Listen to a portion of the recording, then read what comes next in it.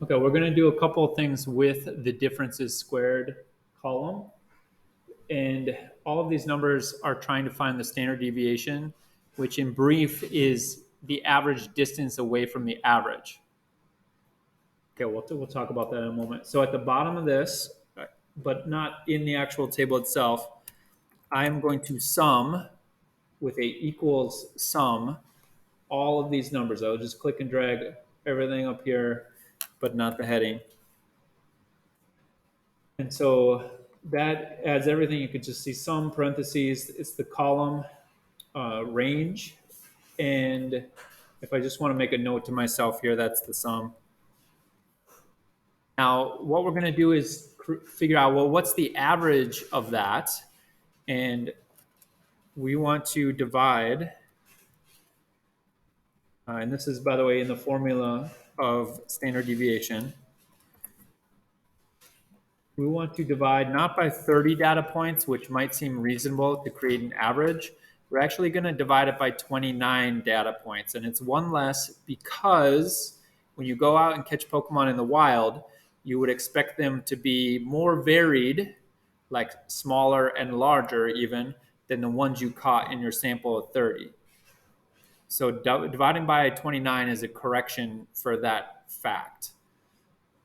Now, what that means for us in this is again, formula.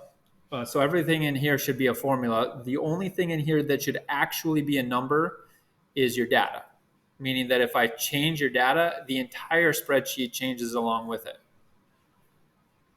Okay, we're going to divide. So I'm going to take this number, the one that we just did, and I'm going to divide by 29 data points. Again, for the reason it's a correction factor, we're not going to divide by 30, divide by 29. Now, we did square the numbers earlier, so we're going to undo the squaring. And so the very last step is we want to square root. SQRT is the command. Again, you need an equal sign. We're going to square root the number we just figured out in the previous cell. And so 20.5 about for my own sample. What that means is that my Pokemon are on average 20.5 hit points plus or minus from this 58. That's the standard deviation. That's the meaning of the standard deviation. So this will just be a little bit of an extra bit at the bottom of your original table. And I think I want to title this, I did a square root operation here, but the actual name of this is